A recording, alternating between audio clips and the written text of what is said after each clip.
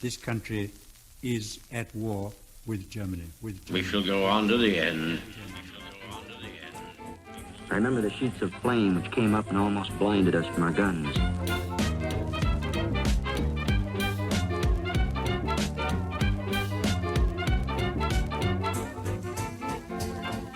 Douglas MacArthur is one of the most prominent and controversial generals of the Second World War. As Field Marshal of the Philippines, he was forced to withdraw to Australia in 1942, vowing, with his famous words, "I shall return." That promise came to define much of the rest of his war, but how far did it shape his conduct as a commander? How effective was he as a strategist and a leader? To explore these questions, I'm joined by Peter Mansoor, author of Redemption, MacArthur and the Campaign for the Philippines. Thanks for joining me, Peter. We probably do need to set the scene for MacArthur. So he's from a military family. He served in the First World War. What was his early life like? MacArthur grew up on a succession of army posts. In his memoir, he talks about these small forts out west where he grew up around soldiers and really embedded in himself the ethic of his father, who was a relatively low-ranking officer for much of his career until the Philippines War bolted him to notoriety.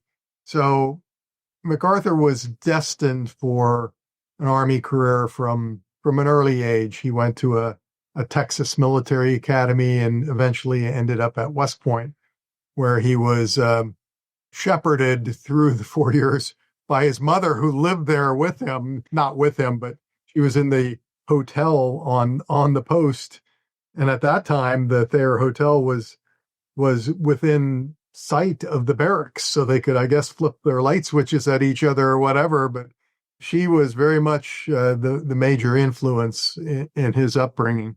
It's funny because you'd have thought it was his father. Because you'd have thought his father would be the one that was be dragged into the military, and his mother go, no, don't join the army. I know what army life's like. No, his mother was, she had big plans for Douglas and his brother as well. Unfortunately, his brother died in the 1920s. He was a Naval Academy graduate, so they had one of each in the family. So how does he do during the First World War? Was it formative for him? It's always interesting because the American experience of the First World War is so different from the British experience of the First World War.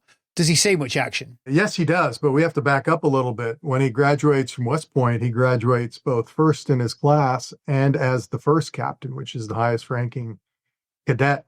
He immediately heads out to the Far East to link up with his father, who's in the Philippines. They go on a little bit after his father's tour finishes. They go on this tour, this grand tour of Asia. And it's there that Douglas realizes, in his mind anyway, that the future of the United States lies in Asia, not in Europe, and that we're an Asian nation. And that really kind of is a foundational moment for him in his life. Then he serves in the Mexican expedition, the invasion of Veracruz, which most people forget about.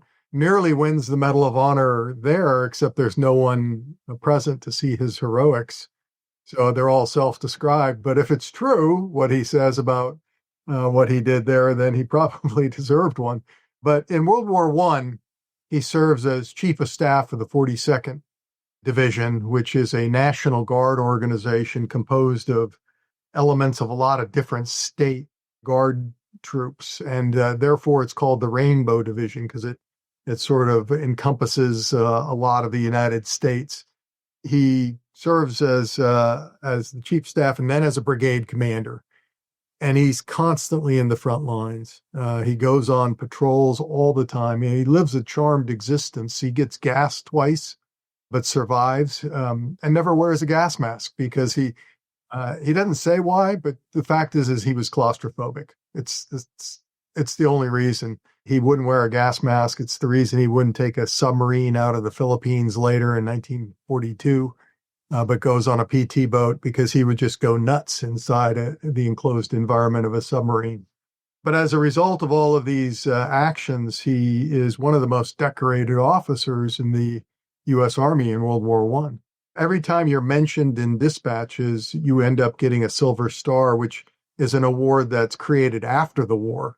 Well, he's writing the dispatches, so he's mentioning himself in dispatches all the time. He gets like 7 Silver Stars coming out of World War I, along with the Distinguished Service Cross and a bunch of other awards, but not the Medal of Honor, which was what he wanted more than anything else, because his father had earned the Medal of Honor in the Civil War, charging up Missionary Ridge in Chattanooga, and he wants to equal that accomplishment. It's Arthur MacArthur, his father, isn't it? Arthur MacArthur, yeah.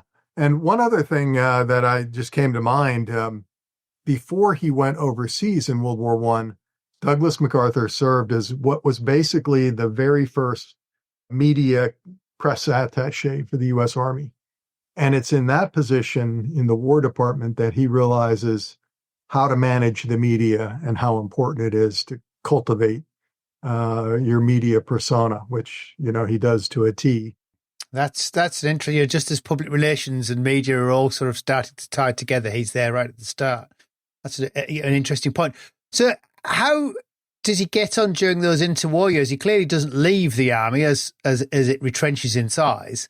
He is Superintendent at West Point and Chief of Staff of the US Army, and they're hugely formative roles. Is he making friends and influencing people, or is he making enemies? Well, his family connections help a lot here. He's one of the very few brigadier generals coming out of World War I who is not demoted back to his peacetime rank. And so he retains the star that he earned there in World War I, and he's by far the most junior brigadier general in the U.S. Army. He does go to West Point as superintendent, tries to make some reforms there, is given the stiff arm by the academic board. But he does make some changes. Every cadet an athlete, the honor code, a lot of these things he's able to influence. And then he goes on a succession of staff and command assignments. He serves in the Philippines 3 more times for a total of 4 tours in the Philippines. And so he gets to know the Philippines really, really intimately and admires the Filipino people, learns and befriends a lot of the Filipino elites, which will stand him in good stead when he returns. This all culminates in his promotion to the Chief of Staff of the U.S. Army. And with that, 4 stars on his shoulders, a nice big paycheck, and he serves in that position for 5 years, but they are 5 very, very difficult years. It's the Great Depression in the United States and worldwide, and so the Army doesn't have a lot of money. He's trying to modernize the Army and create the foundation for an expandable force in wartime with almost no resources to do it. But perhaps the most controversial thing was an army of World War I veterans descended on Washington, D.C.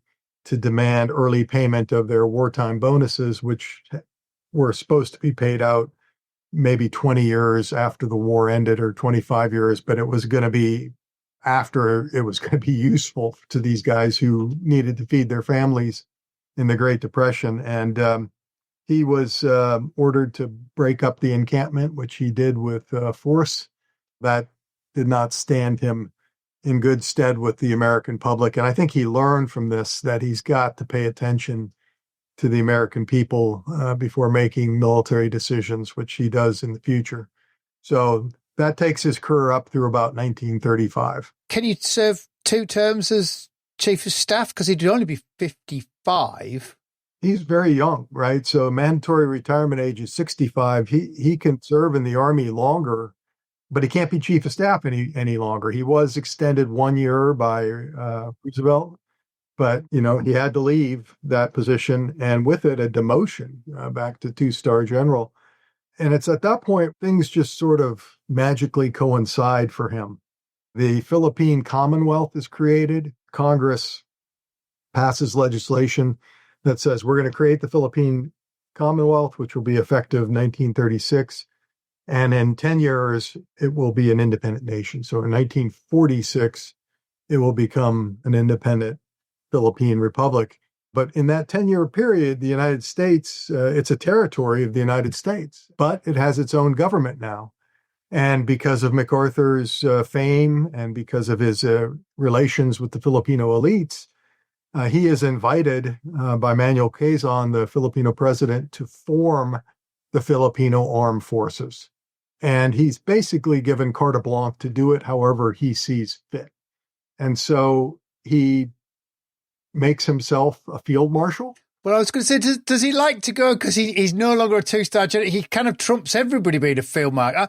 Does the rank of field marshal exist in the American Army? I don't think it does it? It does not. And a lot of his subordinates are like, sir, you can't do this. It's, and he goes, I'm going to do it. And he creates his own uniform, which is a shark skin suit. I mean, it's just really over the top.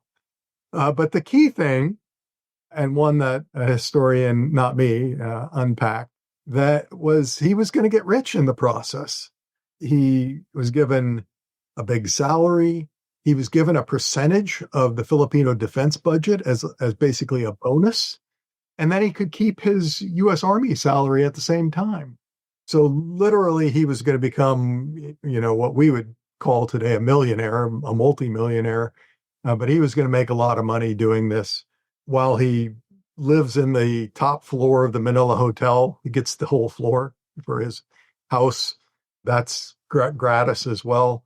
And then he sets about, with a very small staff, including his chief of staff, Dwight D. Eisenhower, forming the Filipino military along a Swiss model, actually, very heavy on reserve components. But he does not have nearly enough time or resources to get the job done before the Japanese attack. Do you think, well, I was going to ask, how prepared was his command? But at the same time, I was going to say, do you think that perhaps that he might have been over incentivized to take the position on status rather than actually really getting his hands dirty and throwing himself at the job? Does he throw himself into the job? So when the command is as good as it can be in December 1941? Yeah, that's not MacArthur. MacArthur is the big picture guy. He has, what he considers his vision for the Filipino military. And then he leaves the details to his staff to work out. And the staff keeps telling him, not enough resources, boss. We need more time. You don't even have a common language in the Philippines. English would be the common language, but Tagalog, modern day Filipino, that's not spoken by everyone. And so you have these units that are created with people with all sorts of different dialects and can't talk to one another. There's very little raw material for the leadership. It's got to be created. You have to create a military academy. I did this in the Iraq War, creating indigenous armed forces. It's really hard. And it's hard because you can create soldiers pretty quickly, but you can't create leaders really quickly. And this is where he falls short. And they are hand to mouth when it comes to resources. I mean, they can't even get hand-me-downs from the U.S. Army because the U.S. Army is using hand-me-downs and World War I equipment.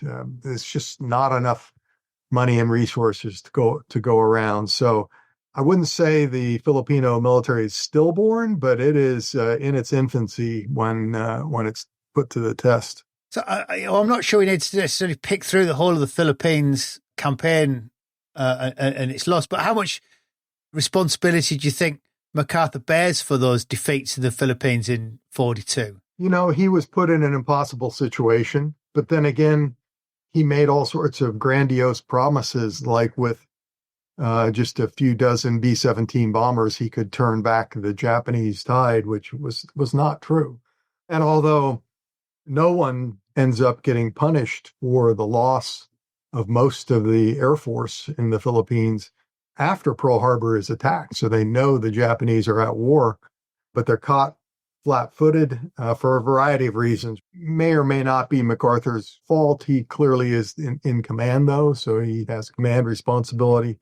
But the fact is that even had that not happened and those aircraft had survived, they would not have made a difference. The campaign was going to be lost. The War Department realized it, but they did what they could to support him because they realized the American people would not take kindly to just giving up and jettisoning the Philippines as a lost cause from the beginning. So It's Dwight Eisenhower, who has returned to Washington now, is on the war plan staff, and is tasked by General Marshall with doing what he can to support the Philippines. And Eisenhower realizes it's a Sisyphean task, but he does what he can to support MacArthur until he's ordered to withdraw to Australia, and the remaining troops on Bataan and Corregidor eventually are overwhelmed. Yeah, that withdrawal, the relocation to Australia, he's ordered to leave Corregidor, isn't he? Is he being heroic leaving, or is he self-serving? Should he have stayed there with his troops? What's going through MacArthur's mind as he relocates his headquarters? Well, he does take a few days to think about it. He doesn't obey immediately. It's his staff that talks him out of staying. He says, look, I'm going to stay, fight, and die with my troops. But he takes 35 of his staff with him. If I was on his staff, I'd be saying, maybe we should all go. It doesn't take that many, but he does take a lot of the key people, maybe a couple dozen. The staff eventually say, look, you stay here, you're going to die, or you're going to be a POW. If you go to Australia, we can gather our forces there and come back. Now, in MacArthur's mind, there was a lot more available in Australia than was actually there. He thought he was going to go back in a matter of weeks to be able to form an army and a navy and a joint command, and that he would be back that year. He did not realize that this was going to be a multi-year operation just to get back to the southern Filipino islands. And so in that regard, I don't know that he was misled by the War Department, but he clearly misled himself. But he eventually then agreed with the staff that he would do this not to save himself, but to save the troops, because he could go back and gather up, the forces and come back and relieve them. And when that didn't happen and they surrendered, it was a real blow to him. Do you think, when he gets it, it's when he lands in Australia, he thinks he comes out with that statement of, I will return.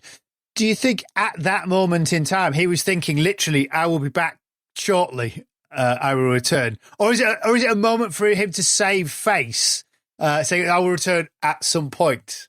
No. He thought it was going to be, within weeks or months, not years.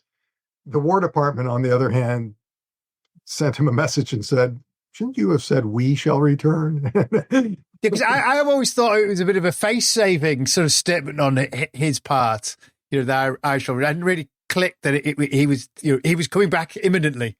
Right. No, this was one of the surprises in my research that, he thought that he would turn around relatively quickly and get back to Philippines, and that there would be more of the Philippines that still hadn't surrendered. He knew that maybe Bataan Corregidor would fall, but he had set in motion command in the central and southern Philippines to conduct guerrilla warfare.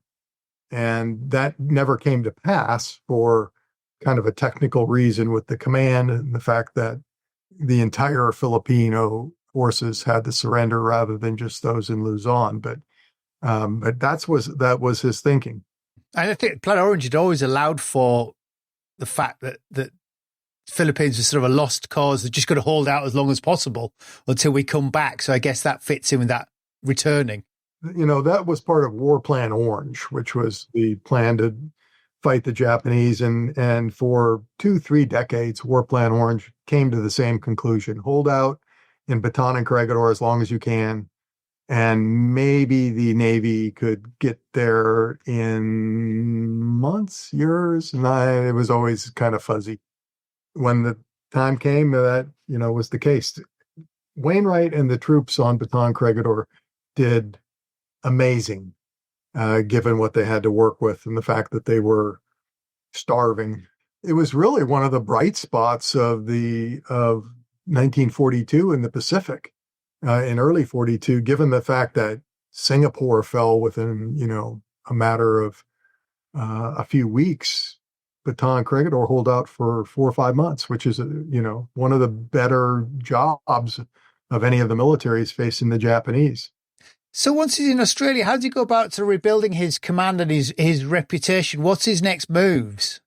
Yeah, so he hammers the War Department Basically, what he wants is to change the entire grand strategy for World War II, which is Germany first, defeat Germany first. And he's like, nope, nope, nope, nope. It's got to be Japan. Roosevelt humors him because President Roosevelt understands that MacArthur has a lot of political pull with the Republican Party in the United States. And so he doesn't want to just give him the stiff arm and say, Douglas, sit down and do your job and shut up, because he knows that would backfire. So he does give him some resources, amazingly, probably more than he deserved at the time. But in retrospect, it's his theater gets probably the lowest number of resources of any theater, except for maybe China in World War II. And he does an amazing job with what he's given. He hires people. So a lot of this is staff building and command building. And he finds guys like George Kenney to lead his Air Force, and eventually Admiral Kincaid to lead his Navy. And so he finds Robert Eckelberger, who is one of his key ground commanders, and then Walter Kruger. And so he's forming this team in Australia, meanwhile, immediately trying to go back on the offensive, beginning with the Buna campaign, which is botched from the very beginning and a very difficult campaign, but one that eventually is a victory of sorts, but one where he learns a great deal on the strategic and operational level, which he then implements in the campaign up the New Guinea coast. How does that New Guinea campaign foreshadow his later, what's to come? Yeah, so in Buna, he faces the Japanese head on. The poor troops facing the Japanese there, they don't have artillery to speak of. Their logistics is on a shoestring. They just don't have the fire support needed or tanks to take on these coconut log bunkers the Japanese have created. Again, the campaign eventually is successful. By January 43. They've taken Buna, and the Australians have taken Gona. But he realizes, I don't want to face the Japanese head on if I can help it. And so he learns to bypass Japanese strength and land where they're weak. And he can do this because he's created the Central Bureau in Brisbane, which is his own little ultra code-breaking operation, which the War Department keeps wanting to pull back to D.C. And in typical MacArthur fashion, he says, I need them here. They're my code breakers. And he's the only theater commander in the war that has his own top secret code breaking operation. And as a result, the ultra information coming out of the Central Bureau is shared much more widely in SWAPA, the Southwest Pacific Theater, than in any other theater around the world. And so they really do use this information to bypass Japanese strength and land where they aren't, most famously at Hollandia in April 1944. What's interesting about that sort of leapfrogging, it's often a strategy that's sort of seen as being used by Nimitz in the Central Pacific. Is MacArthur are they doing the same thing, but Nimitz somehow gets the reputation with the Marines for doing it? Because I'm not sure it's what you think of MacArthur as doing. They're both doing the same thing. It's funny, though, because MacArthur basically tries to downplay Nimitz and the Marines in the Central Pacific, saying they're doing it wrong. They say they're island hopping, but I'm really doing island hopping down here. Look at all the casualties they're taking. I'm doing it better here because we're doing it differently. Not true. None of that's true. They're both doing the same thing, basically bypassing areas of strength, landing where the Japanese are weak, taking ports and airfields, and then moving on. And, this is typical MacArthur. He wants to beat his chest and say how great his leadership is. And as a result, why he should get more resources for his command, because he could go faster, he could go farther, he could do it more quickly.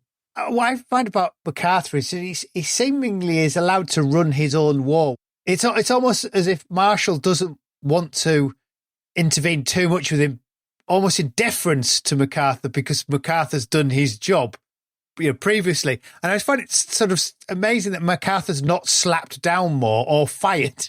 Yeah, that doesn't happen until 1951 when President Truman relieves him. by that point, MacArthur isn't the political force that he was in 1944. I mean, there were Republicans who were trying to draft him to run for president. So there was this, there was this cat and mouse game that Roosevelt was playing with him. He often refuses to meet people. He won't fly back to the States very often. He's so awkward that he seems to think he can run his own war in his own way, almost like a king and emperor, and ignore everybody else. Well, he has a good relationship with Prime Minister John Curtin of Australia, so he has political backing from the locals. Yet he ignores the Australians and sort of downplays them. He does, but again, he's got great relationship with the Prime Minister. And then, yes, doesn't allow the Australians to participate in the liberation of the Philippines, leaves them in New Guinea and then in Indonesia. So there's that. But the other thing is no one cares about the Southwest Pacific. It's getting maybe, 17% of the resources of the United States. It isn't a lot for a theater of war.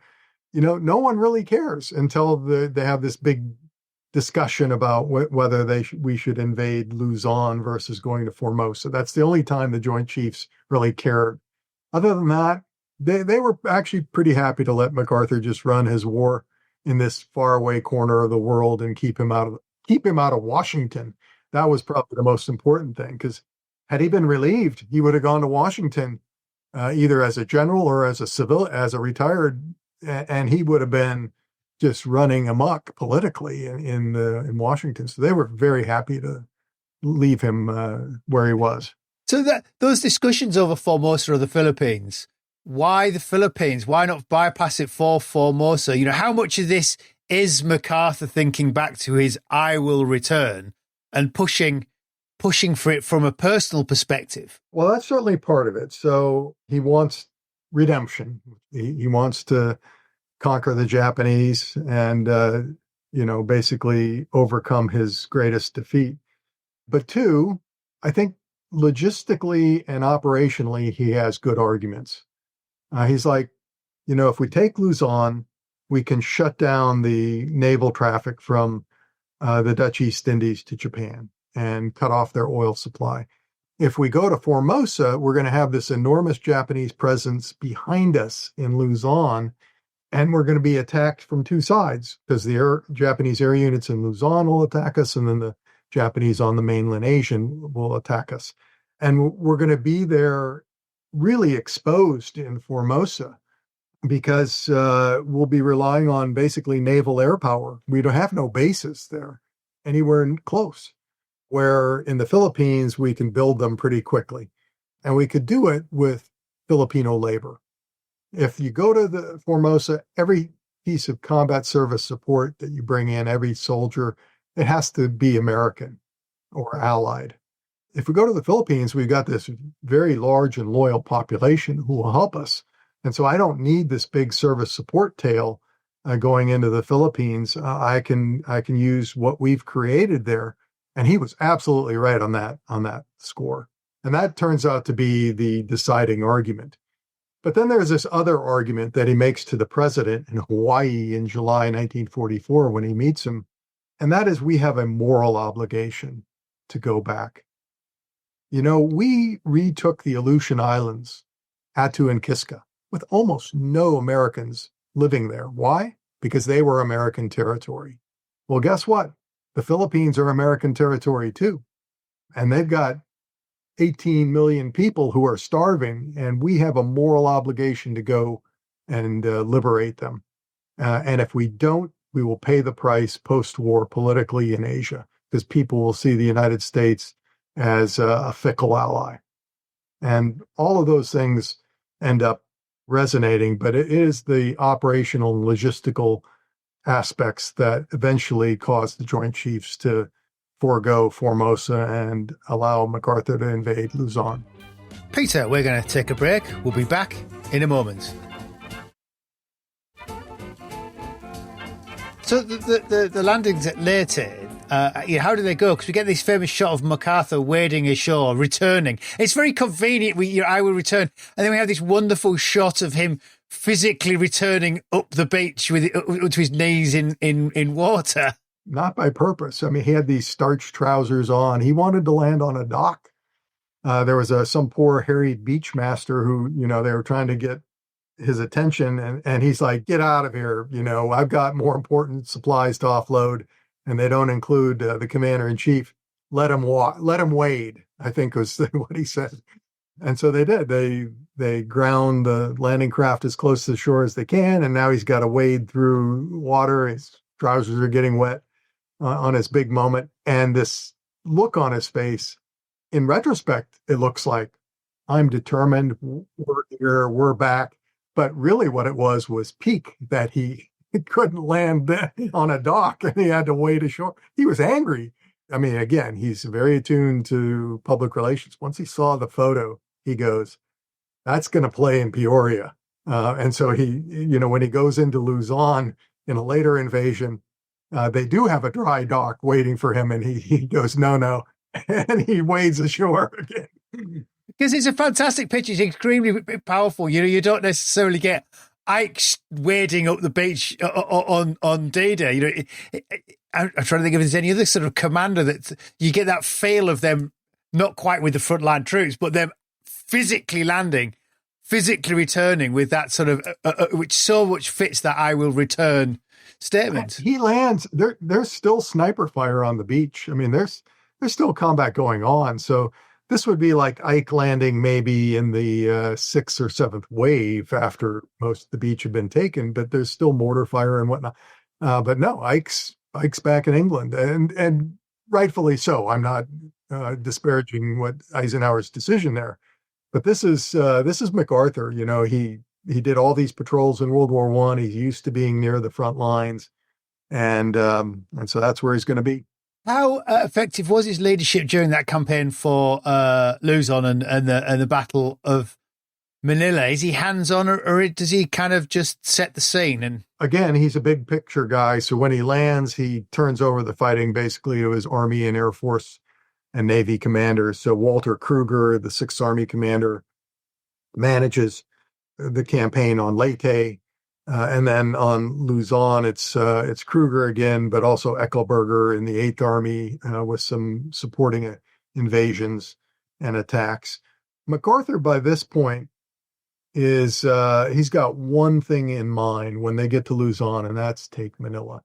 This is where he really injects himself into the war fighting, and it's for a couple reasons. One, all of the prisoners of war and the civilian detainees are in these internment camps, 2 of which are in Manila, Santo Tomas and Bilibid prison, and he wants to get to them as soon as he can and liberate them. So that's on his mind. But he also doesn't think the Japanese are going to fight for Manila. This comes from his intelligence, but intelligence can be deceiving. In this case, Yamashita, the Japanese commander in the Philippines, didn't want to fight for Manila. He's like, destroy all the critical infrastructure and then depart. Well, the guy in charge in Manila, Rear Admiral Sanji Iwabuchi, he doesn't have to obey Yamashita's orders because he's Navy. His commander is a Navy guy. And so he takes his time doing what he's going to do, and then he decides, I'm going to just fight to the death here. And so MacArthur is deceived by what he thinks is a Japanese order to withdraw. Turns out the guy on the ground is going to stay. It takes a few days before MacArthur realizes this is a big urban battle that I had not counted on. And Manila is destroyed in the process, which is, just devastating to him. Is there anything he could have done about that himself, or is he just has to let it roll once he's committed? Yeah, the only decision he had is, am I going to allow my commanders to use artillery and air power in their fighting in Manila? He eventually relents on artillery, mainly because the commander of the 37th Infantry Division, Ohio National Guard, go Buckeyes, Robert Baitler, who is a World War I comrade of MacArthur's in the 42nd Division, he's using artillery against orders. And MacArthur is like, well, should I relieve him? And he sends Richard Sutherland, his chief of staff, to go hear him out. And Baitler said, you want a lot more dead Americans, or you want to allow me to use artillery? Because we don't, I cannot take Manila cheaply or without a lot of casualties if I can't use firepower. And so Sutherland goes back to MacArthur and says, boss, we got to let them use artillery, or you're going to have a lot of dead Americans on your hands. And so MacArthur relents on that score, but he never relents on using air power. It doesn't really matter because Manila largely destroyed by artillery. The Japanese are destroyed almost to the last man, but it had to be done. This idea that we could have foregone taking Manila ignores the fact that we needed the port of Manila to support the invasion of Japan. And I see historians who say, oh, we should have just, I don't know what, let the Japanese stay there and control the city. No, it just ignores the greater strategic needs of the campaign. Manila and the port there is the whole reason you want Luzon. He did carry on fighting after Manila. He could have stopped at Manila, couldn't they? That's where there's more to the story. Yes. Once you have that central part of the island, what's up north is mountainous. There was a great guerrilla movement up there led by Russell Volkman that was harassing the Japanese. You could have just supported them. You didn't have to take the northern part of the island, and yet he did. And it's a harrowing campaign, well fought on both sides, a lot of casualties. MacArthur was just in the mindset that I am going to liberate every last square foot of the Philippines, including the central and southern Philippines, which he starts to liberate without permission from the Joint Chiefs. And then there's some back and forth with the Joint Chiefs saying, who gave you permission to do this? Map out your campaign. Give us your concept. And in a very short period of time, he and Marshall basically go back and forth. And the Joint Chiefs eventually relent, not explicitly, but they just say, okay, it's MacArthur. He's not using forces that don't belong to him anyway, and it's not doing anything to delay the invasion of Japan. So, all right, go ahead. It's amazing how much leniency he seems to have. How did the Philippines campaign cement MacArthur's reputation back in the United States? Is he a national hero? Because obviously at the same time with there's fighting in Europe going on as well. Yeah, so his return to the Philippines is a big deal. I mean, he has created himself as a war hero. All the press releases coming out of MacArthur's headquarters, and something like 3/4 of them mention one person, and one person only, Douglas MacArthur. But he is that hero back in 1941 and 42 that the Americans need, because it's disaster everywhere. And so in their mind, in the mind of the American people, MacArthur is, he's a fighting general. He's the only one that stood up to the Japanese when the Japanese were winning. And now he's returning in triumph to liberate American territory. And so when he steps ashore on Leyte, it's a big deal. And again, when he liberates Luzon and the rest of the Philippines. But now by the summer of 45, when the campaign is over, the American people have moved on, because we've already achieved victory in Europe, and they're thinking the next step, which is the invasion of Japan, which MacArthur is going to lead. Yeah, how do the Filipinos view him? It's been a brutal campaign with 1 million Filipinos killed. You would think that they would be really incensed, but they love him. There were elements like the Hucks who were communists who did not, but most of the Filipinos really revered Douglas MacArthur. And he only goes back once after the war, but he is received as a national hero. There's a MacArthur holiday on Leyte. The day, October 20th, is celebrated as a state holiday in that province, MacArthur Day. So when the war is over and the Filipino army is created for real, they have basically a law that's passed that at every assembly of the troops where you take roll, the last person's name will be General Douglas MacArthur, and that the leading NCO will respond present in spirit. So yes, he is revered and loved by the most Filipinos. I think it's reciprocated. He really revered the Filipinos as well. It's one of the reasons he wanted to make sure he could liberate them from Japanese control as soon as he could, because let's just face it, the Japanese occupation was nasty and brutal. Yeah. When he injects himself into the narrative of, he's forced off, then I will return, then he, physically does return, wading up the beach. And that campaign for the Philippines is I think it's the largest and the costliest in the Pacific, yet it's now overshadowed by the naval campaign. I tend to think the Marines landing on the islands and island hopping somehow seems to be more in the public consciousness than perhaps the Filipino campaign. Why do you think that is? Is it MacArthur takes all the oxygen out of everybody else in the campaign? That's really the reason. It is the largest campaign in the Pacific War. It eclipses Okinawa in terms of number of casualties if you take the campaign as a whole. It involves every U.S. Army division in the Pacific, with the exception of maybe 2 or 3. It just does not get a lot of publicity because MacArthur sucks all the publicity to himself. If I went to an American and said, Joe American, who commanded 3rd Army in Europe in World War II? And they, General George S. Patton. Who commanded the 6th Army in the Pacific? There was a 6th Army?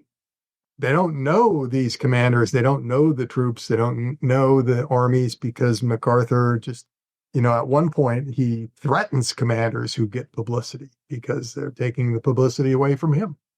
And so he historically creates a trap for himself that Americans don't remember some of these glorious battles and really well-fought campaigns because, he made it impossible for Americans to remember it. If we reflect back, how should we assess him as a commander? Brilliant strategist, flawed egotist, something else? Yeah, I like the words of Alan Millett and Williamson Murray in A War to Be Won. They said when MacArthur was good, he was very, very good. And when he was bad, he was horrid. But as I try to point out, in the Philippines, 2 things can be true. He can be egotistical, naive, ignorant of conditions at the front, a risk taker extraordinaire who would ignore his own intelligence. And yet he could also be very gifted strategically and exactly the right leader for the right point in time in the campaign to return and liberate the Philippines. And this was, I think, in my view, his shining moment, the liberation of the Philippines. Probably the best moment in his career. It wasn't all downhill after that. I mean, he does a great job with resurrecting Japan. I mean, that's another, not necessarily a military position, but he does a superb job in bringing Japan back from the ashes. And then goes to Korea, where his reputation is sullied by his relief. I find that post-war MacArthur, immediately post-war MacArthur, interesting because he kind of helps keep the emperor on the throne in Japan, understanding sort of the cultural necessity for it. Yet at the same time, he prosecutes war criminals, which with this sort of a 2-tier morality going on there, which is perfectly. I've no truck with it, but it's interesting the path he follows. I think you pointed out, I never really thought of it, thinking of himself as sort of Asian Pacific looking in his outlook, his understanding. Yeah, and he executes General Yamashita, the Japanese commander in the Philippines, and probably unnecessarily. Yamashita, there's no evidence that he ordered all these atrocities that the Japanese army inflict on the Filipinos. He only gets to the Philippines in October 1944, so he's not even there for a lot of the counter guerrilla campaigns that have, destroyed entire villages. There's almost no written evidence that Yamashita had ordered any of these atrocities, and yet a lot of subordinate Japanese leaders say, I'm doing this on army orders. So is there something there? In the end, Yamashita is convicted because he should have known command responsibility. He's in charge. Therefore, he should have known this was going on. Therefore, we're going to hang him or shoot him or what, But MacArthur could have commuted the sentence, the life in prison or something, and he probably would have been released in a few years.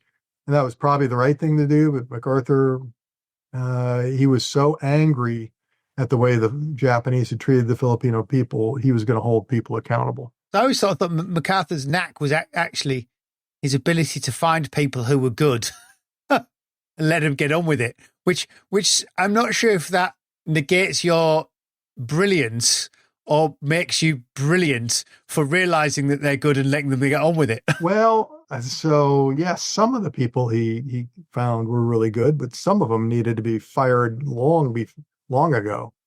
His chief of staff, Richard Sutherland, his intelligence officer, Charles Willoughby, both of them should have been let go a lot earlier. So yes and no on that. But I think strategically, he had good conceptions and he listened. The leap to Hollandia was brought to him by a very subordinate staff officer. And he goes, no, I like that idea. Let's run with it. His subordinates didn't want to do it. They thought it was too risky. And yet he was willing to take the chance. So this is another thing. MacArthur was a real risk taker, and it could have gotten him in trouble and did in a couple of places, Buna for one and Biak for another. But, he was bailed out by the competence of his subordinates and the courage of his troops and basically the overwhelming firepower of the U.S. military versus the Japanese. Well, very good. Thank you, Peter. Loyal listener, if you would like to know more, you need to read Redemption, MacArthur and the Campaign for the Philippines. Now, have you enjoyed the podcast? Well, this show is supported by listeners just like you, and by joining me on Patreon, you help keep it going. Your support means I can keep bringing you conversations with leading historians and fresh perspectives on the Second World War, whether it's big campaigns, the less-known stories, or the personalities who shaped the conflict. Patreon makes it possible. As a patron, you'll get ad-free listening and occasional bonus clips that didn't make it into the main episodes. So if you'd like to support the podcast, head over to patreon.com/WW2 Podcast. Well, that is it for this episode. I think we'll be looking at tanks next time out. So until then, I'm Angus Wallace, and thanks for listening.